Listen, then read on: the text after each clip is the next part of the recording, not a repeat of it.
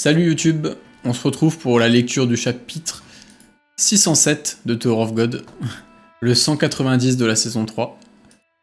Donc on va continuer, on va essayer de lire un peu vite parce que je suis pressé ce soir. J'ai juste envie de jouer à Elden Ring. donc voilà. Et j'ai plein d'autres trucs à faire après. Bref. Voilà. Attends, je vais lire le chat un petit peu. Oui, mais j'ai du mal avec les dessins et les persos au tout début. Normalement, je suis pas critique sur ça, mais là... Oui, bah ça, c'est un truc que je redis à chaque fois. Hein. Comment c'est dépendant du contexte de publication de l'œuvre qui a commencé... où genre, on a demandé à un mec qui avait jamais fait de BD de manière professionnelle de dessiner un chapitre en couleur toutes les semaines, tout seul, sans assistant. Et le type en question a eu la bonne idée de faire ça en écrivant l'une des histoires les plus complexes qui existent dans le monde de la BD mondiale. Donc, ouais, disons que il n'a pas commencé dans des conditions optimum. Et que ça l'a poussé à bâcler un peu ses dessins du début, quoi. Sachant qu'en plus, il avait pas beaucoup d'expérience, qu'il avait pas un niveau encore de malade artistiquement. Donc... Mais ça s'est largement arrangé par la suite. Et vous allez le voir dans le chapitre d'aujourd'hui. Transition. Parfaite. Ah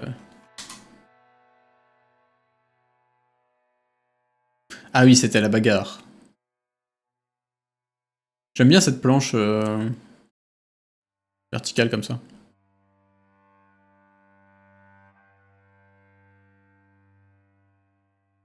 En couleur tout seul. Ouais, bah oui. Non, les couleurs étaient vraiment... Au début, il était vraiment tout seul de A à Z. Donc c'est lui qui écrivait le scénario, c'est lui qui dessinait tout à la main, qui faisait la colorisation pareil à la main et tout. Non, c'était vraiment... Enfin, à la main. Peut-être qu'il était déjà sur tablette graphique, mais vu que c'est 2009-2010, enfin plutôt 2010, 2010, le début de la version officielle, on va dire.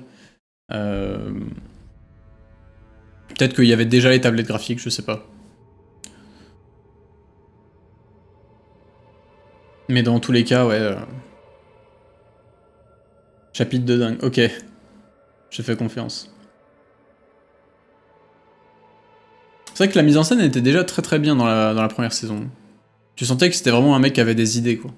Puis je dis que qu'il avait aucune expérience, mais en vrai c'est faux. Hein. Il avait fait énormément de... Enfin, il avait fait pas mal de webtoon ou de BD en amateur.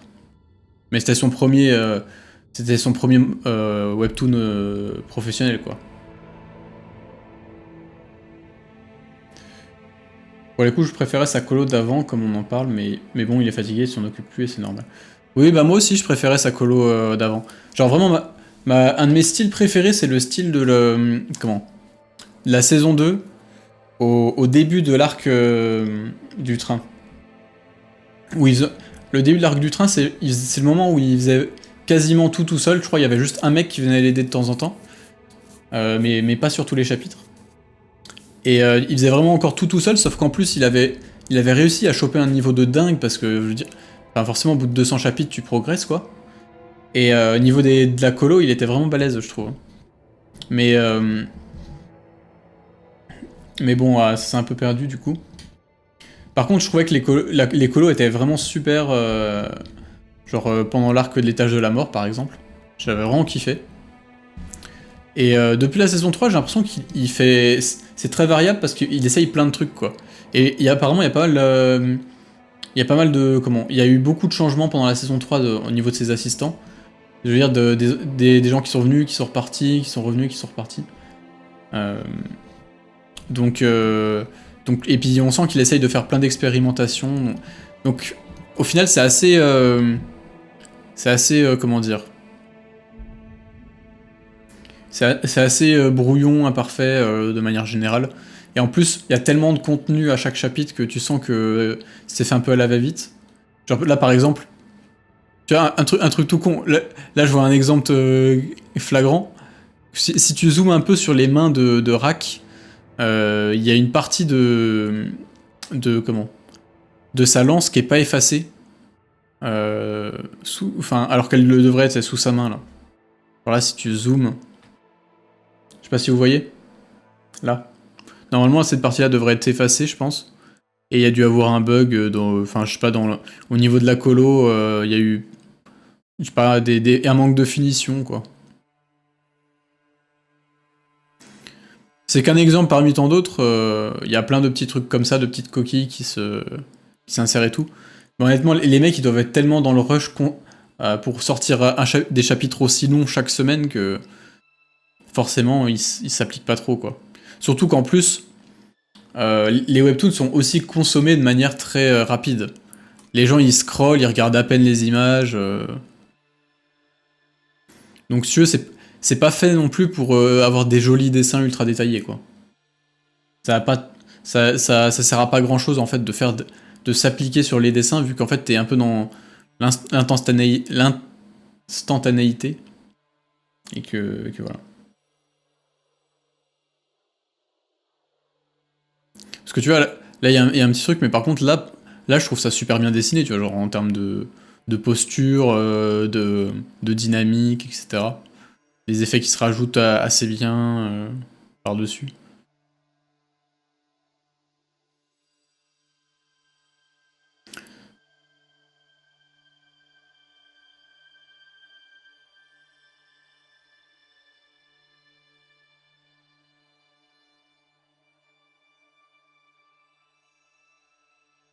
Bon là ça fait il y a pas trop une musique de bagarre hein, je suis désolé. Ouais, la taille de l'orbe qu'il est en train de faire. Je sais pas vous, mais j'ai toujours du mal avec le mot orbe. Pour moi, c'est un mot féminin, alors que pas du tout. Genre, dans ma tête, je dis une orbe, alors que c'est pas du tout le cas. Je sais pas s'il y a que moi.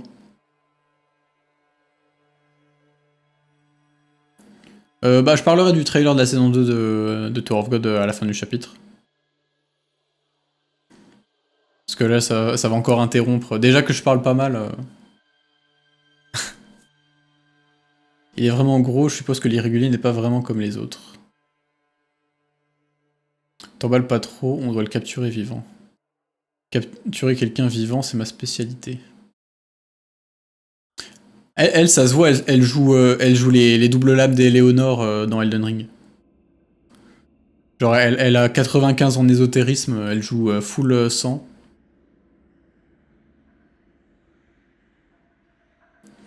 Tous les soirs, quand elle rentre chez elle, elle prie Mog.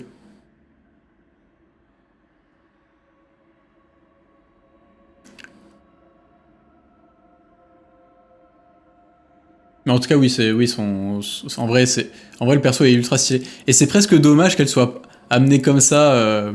Parce que je trouve son chara design est trop cool, ses attaques sont trop cool. Mais c'est un perso qui va être Osef, quoi, parce qu'elle est.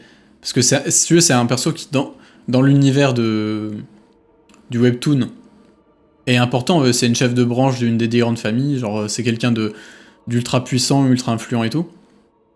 Mais là, dans cette guerre, on est dans des échelles tellement énormes que forcément, voilà la différence de taille. Tiens-toi un peu tranquille. J'ai forcé j'ai ajusté ma force pour ne pas le tuer. Ne me dis pas que c'était trop puissant. Bordel, il est parfaitement indemne. Me faire avoir par un régulier, c'est la honte. Tu m'étonnes.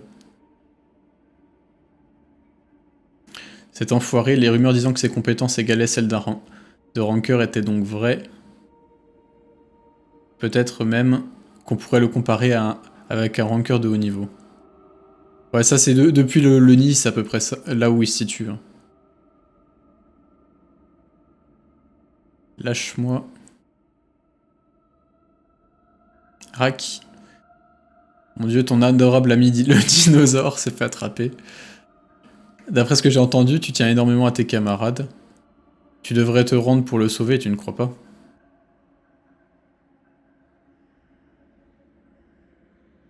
Bam.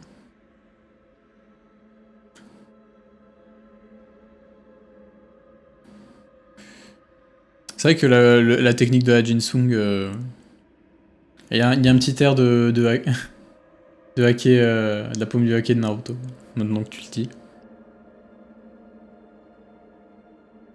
Bonsoir, bonsoir.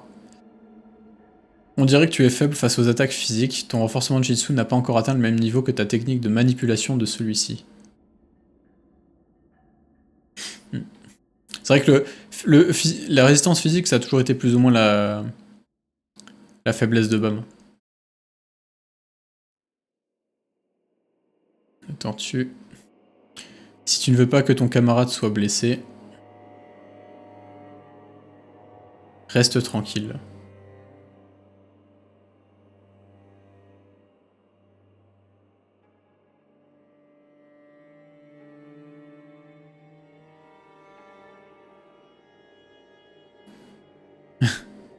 Et il veut pas le lâcher.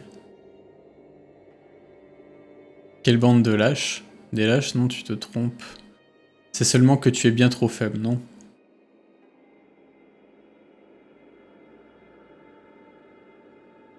Hein? Je sens comme un air froid qui monte vers moi. J'ai l'impression que mon corps gèle. Oh mais, ouais, c'est vraiment le duo de fils de pute d'Elden Ring. Il y en a une qui joue saignement et l'autre qui joue gel. Qui joue la congélation. Les deux trucs les plus pétés du jeu, voilà. Un congélation et un saignement, c'est vraiment le duo d'enculés. Bon, je vous préviens, moi je vais jouer les deux tout à l'heure.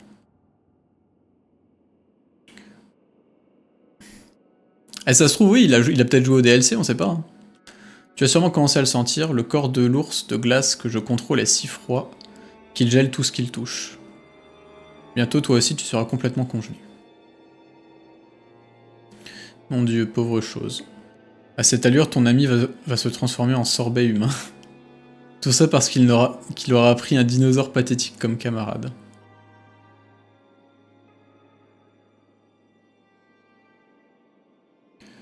Wesh, Rak il est vénère là. Oh la tête qu'il a. Oh ça fait un bail qu'on l'a pas vu comme ça. Hein. À cause de moi, la tortue noire va mourir. Parce que je suis faible, moi, je ne suis pas faible.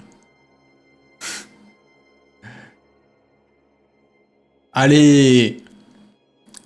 Allez! Ne te fatigue pas, tu pourras pas te libérer simplement en grandissant. Je ne suis pas faible, ce corps n'est pas faible. Je ne suis pas un gibier. Allez, enfin un Rak qui se réveille un peu, quoi. Parce que c'est vrai que Rak, c'est un personnage qui genre, tout le temps, c'est un personnage gag, tu vois. Et ça, qui a jamais été trop pris au sérieux. Mais alors qu'en vrai, il cache une force tellement pétée.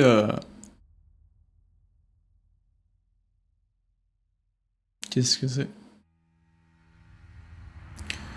Je suis un chasseur. Ah, enfin, il éveille un peu. Il va enfin éveiller un peu de son pouvoir, là? Hein? Il a changé de forme, que s'est-il passé? Est-ce que c'est une transformation? Rak.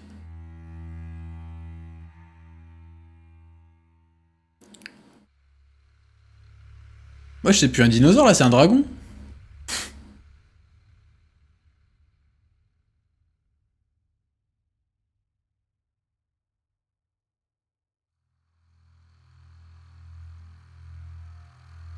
Comment c'est possible?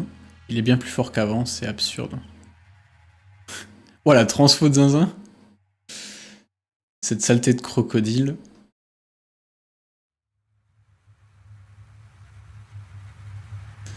L'irrégulier. Sur Rak, cette force. Rak s'est transformé. Il éveille enfin son pouvoir de natif. On dirait une espèce ancienne. Let's go! C'est vrai qu'enfin il brille un peu, Rak.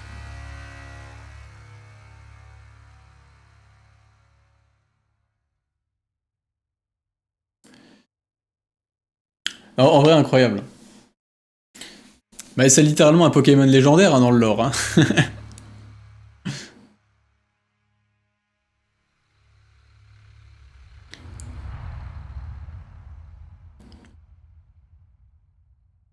Spoil, les Coréens ont dit que c'était éclaté. Mais en vrai, j'ai eu un commentaire dans les vidéos anglaises que j'ai sorties il y a quelques temps qui disait que ouais, c'est pas normal que Rak il soit au niveau d'un haut rankeur. Moi j'étais là, mais qu'est-ce que tu racontes et tout.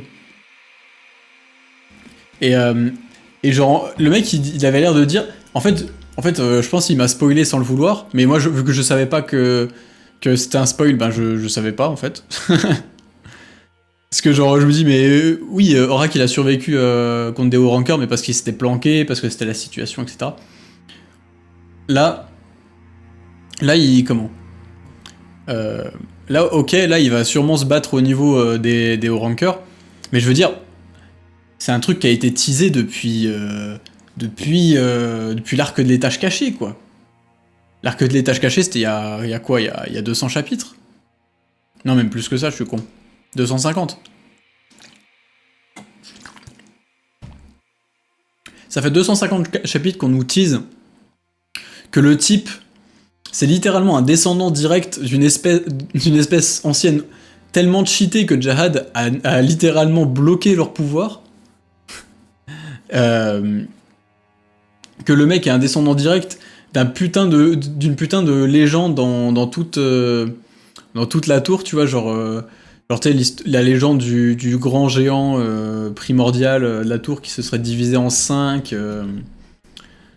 pour donner se diviser en 5 pour les 5 éléments, blablabla. Et que du coup, Rax serait un descendant direct de ces types-là. Donc, quand même, un truc quand même balèze, tu vois. Et sachant en plus qu'on utilise aussi que c'est. Comment Que le pouvoir de son espèce a été scellé, tu vois, par Jahad. Jahad, il a maudit 3 espèces différentes. Il y en a une qui l'a condamné à avoir comment un corps hermaphrodite. Donc mi-homme, mi-homme, mi-femme, etc. Donc ça c'est le cas par exemple de Aka Williams. Il y en a qui l'a condamné à avoir un taux de mort infantile énorme. Donc en fait ces deux espèces-là c'était vraiment une espèce de comment dire d'euthanasie si tu veux en quelque sorte. Euh, de stérilisation plutôt on va dire. Dans le but de faire disparaître l'espèce ou quasiment en fait. De les empêcher de se reproduire. Donc ils ont fait que ça. Mais alors que Rak, son espèce, la troisième espèce maudite, là, leurs pouvoirs ont été scellés. Je veux dire, c'est quand même un truc. C'est quand même un truc où tu sens que, bah, en fait, ils étaient craints, quoi. Ils étaient craints de fou par Jahad. Donc ouais.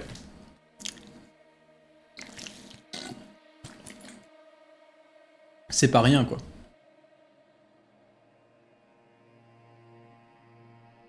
Il y a même un bouffon qui a dit que Adori est une fraude car Rak a un feat similaire. Je comprends pas ce que tu veux dire.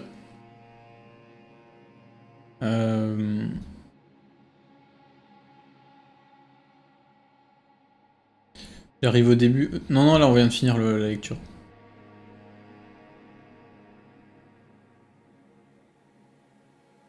Kunedan a dit que les descendants étaient tous très puissants. Si un irrégulier dit ça, c'est que c'est pas à prendre à la légère. Bah oui, surtout qu'en plus il a dit que les types, que les descendants directs, ils ont aidé Jahad à gravir la tour. Enfin, ils l'ont aidé dans l'ascension, ils l'ont accompagné. Je pense que les types qui ont accompagné Jahad pendant l'ascension de la tour, c'était pas des branquignoles. Hein. Je veux dire, dans ces types-là, t'avais Luslek, littéralement le chef du fugue. T'avais des types.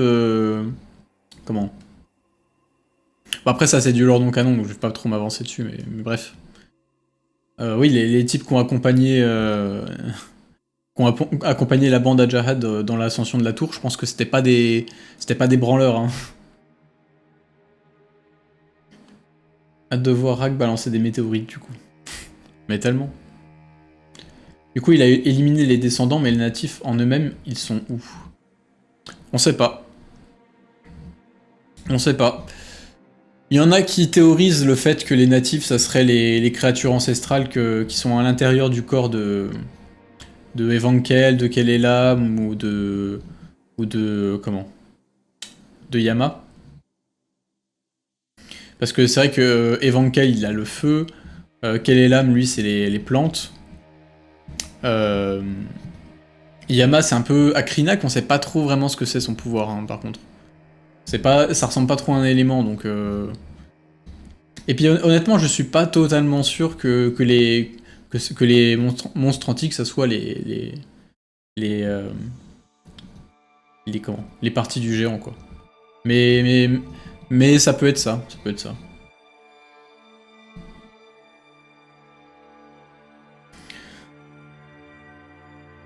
Il y en aurait 5 normalement, 5 natifs. Et on sait que les monstres antiques, ils attendent quelque chose, ils doivent survivre, mais ils savent pas pourquoi. Ils ont tout oublié du reste. Est-ce que le but, est-ce que c'est vraiment les 5 natifs et que leur but c'est de se réunir à nouveau? Je sais pas.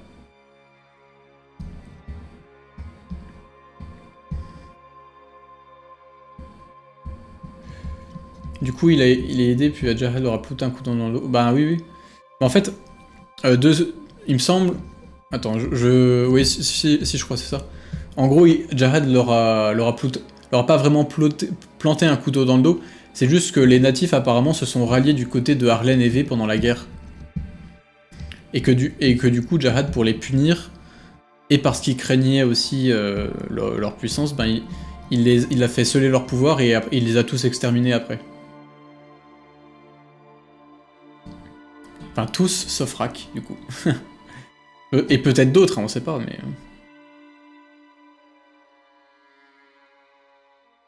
C'est vrai que Rak, je suis curieux de voir quelle est son histoire, tu vois.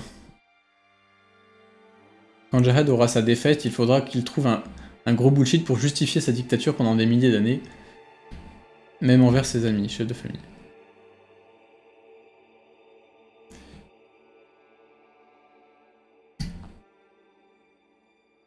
Non, les descendants des natifs ont bien été tués eux aussi. Hein. C'est bien, ils ont bien dit que, enfin, Kunedan a bien dit qu'ils avaient quasiment tous été, enfin, qu'ils pensaient qu'ils étaient tous exterminés. En fait, ceux qui n'ont pas été exterminés, c'est les descendants indirects. Parce qu'il y a des descendants indirects qui, eux, ont une partie de ce pouvoir-là, et on en voit d'ailleurs plusieurs pendant l'arc de la Station des Noms. Il y en a deux, en fait. Il y en a un qui maîtrise la terre et l'autre l'acier. Il y en a un qui arrive à utiliser de la terre et l'autre de l'acier, mais c'est des transformations externes, tu vois. Non, internes, justement, c'est l'inverse. La différence entre les descendants indirects et les descendants directs, c'est que les descendants indirects peuvent que en créer leur élément, enfin se recouvrir de leur élément, alors que les descendants directs peuvent le créer de rien, tu vois, de manière extérieure.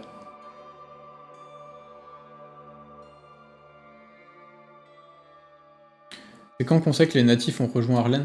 Je crois que c'est dit dans les tâches cachées, quand ils font l'explication des 3 races maudites là. Parce qu'en gros, les races maudites, elles ont été maudites par Jahad parce qu'elles se sont alliées à Arlen. Et enfin ça c'est pendant la Grande Guerre, donc chronologiquement, il y a eu l'ascension, enfin il y a eu le grand voyage, donc Jahad qui monte la tour, et qui s'arrête enfin après c'est un peu flou la chronologie, parce qu'après il y a eu l'âge de l'ascension, où les habitants de la tour se sont mis à gravir la tour eux aussi, donc Jahad a dû mettre en place les règles qui permettent aux gens de gravir la tour en passant des tests, parce qu'avant ça n'existait pas. Après, t'as eu la grande guerre entre Arlen et V et Jahad, qui est vraiment la grosse guerre du truc. Ensuite, il y a eu la Genèse, qui a été une guerre contre le Fugue et l'Empire de Jahad, qui était en train de se créer. Parce que Arlen et V avaient perdu, V s'était suicidé, Arlen s'était barré voyager dans la tour, etc. Il n'y avait plus personne. Et du coup, c'est Luslek qui a repris le flambeau, qui a créé le Fugue pour continuer à faire la guerre à Jahad. Et c'est une guerre qui s'est enlisée. Il y avait, enfin, le Fugue était complètement dépassé par l'armée de Jahad. Et Jahad, au bout d'un moment, c'était en mode guérilla, quoi. Et Jahad, au bout d'un moment, il a dit stop, ça suffit, c'est soit on cohabite, soit je vous extermine tous. Et puis là, t'as l'air d'un peu de la cohabitation qui est apparue. Et c'est l'ère dans laquelle on est actuellement. Enfin, qui s'est un peu terminée d'ailleurs, mais bref.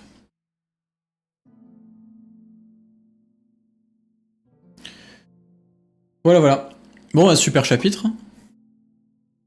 Que les Anglais et les Coréens aillent se faire foutre.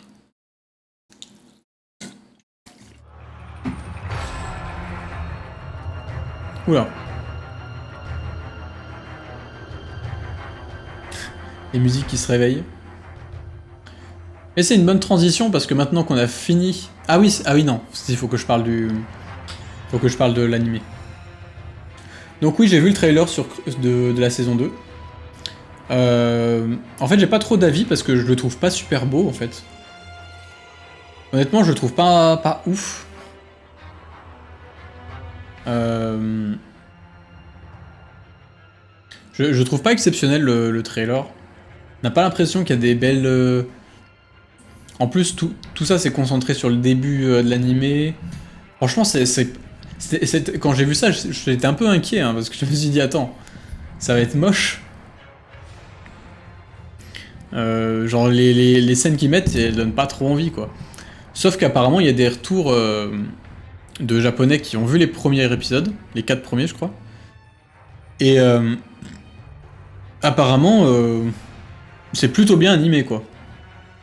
C'est même très très propre, d'après eux. Donc au final, c'est un peu rassurant, mais je sais pas... Bon, après, c'est des japonais, faut toujours se méfier de la vie des japonais, hein.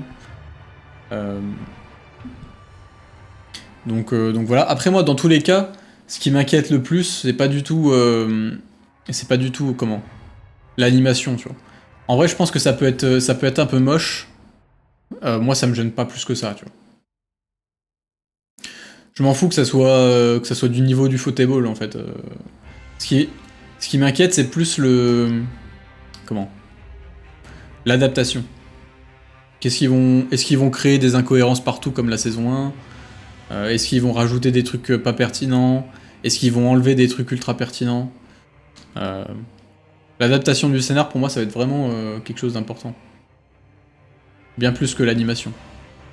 Et c'est vraiment là-dessus que j'ai peur, quoi. Parce que on sait qu'il y aura 2 cours. Donc 2 cours, ça veut dire entre 24 et 26 épisodes. Donc on sait très bien qu'ils vont aller jusqu'à la fin de la bataille de l'atelier. Hein. Il y a que ça à faire, je pense. Donc jusqu'à la fin de la bataille de l'atelier, avec aussi peu d'épisodes, enfin avec juste les 20, on va dire 25 épisodes, c'est chaud. Ça peut se faire, mais c'est chaud. Ça peut se faire, mais par contre, faut vraiment qu'ils adaptent bien le truc. Juste qu'ils aient un rythme un peu soutenu. Mais je veux dire, ça peut se faire sans skip de scène ou quoi, tu vois. Donc ouais. Ça peut le faire, mais faut qu'il soit bon. Et c'est ça qui m'inquiète, en fait. C'est que ça peut se faire, mais c'est pas simple. Donc ouais, ça va être chaud. Ça va être chaud. Bref, voilà mon avis sur le peu qu'on a sur l'animé, mais de toute façon, on va attendre de voir. Je crois qu'au niveau du taf, on a rien d'exceptionnel. À la base, on s'était un peu tous excités il y a quelques mois parce qu'on a vu que c'était le studio qui le faisait, c'était le... Merde, c'était un super studio. Sauf qu'au final, ils ont fait appel à un sous-traitant, donc... Enfin, un sous-studio, quoi. Donc en fait, c'est un peu des inconnus au bataillon, quoi.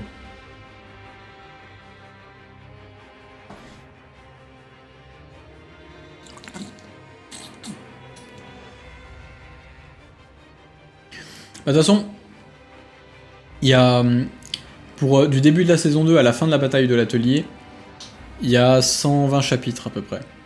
Je crois entre 115 et 120. Peut-être 117, tu vois. Donc moins de 120 chapitres en 25 épisodes, c'est déjà mieux que 80 chapitres en 13. Parce que la saison 1 c'était ça, hein, la saison 1 c'était 78 chapitres en 13 épisodes.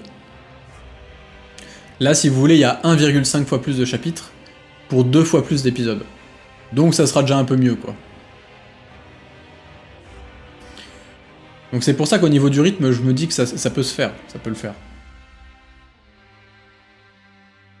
Mais le fait que ça puisse le faire, ça ne change, ça va pas forcément les empêcher de faire de la merde. Hein. Ils peuvent très bien se dire, ah bah tiens, au pire, vas-y, on enlève ce petit dialogue là, c'est pas important, tout le monde s'en fout. Ou alors, oh quand même, l'histoire elle est un peu compliquée, il y a quand même beaucoup de personnages là, donc on va peut-être en enlever quelques-uns, on va peut-être enlever 2-3 trucs, tu vois. Ou alors, oh, cette scène elle est pas très intéressante, vas-y, on l'enlève, alors que tu sais, le truc c'est un foreshadowing de ce qui se passe 200 chapitres plus tard. Bref. C'est ce genre de truc qu'on peut avoir. Hein.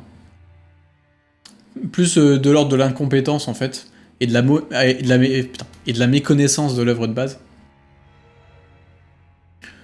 C'est plus de ça qu'on devrait se méfier en fait. Bref. On va arrêter la rediff ici. Et on va passer à Elden Ring. Quand même.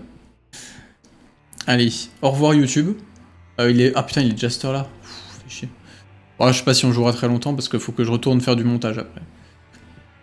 Bref, au revoir YouTube. Au revoir ceux du stream qui ont la flemme de rester. Je vous comprends. Et puis à la prochaine, à jeudi prochain du coup. Pareil, le jeudi soir vers 22 h, quelque chose comme ça. Allez, salut!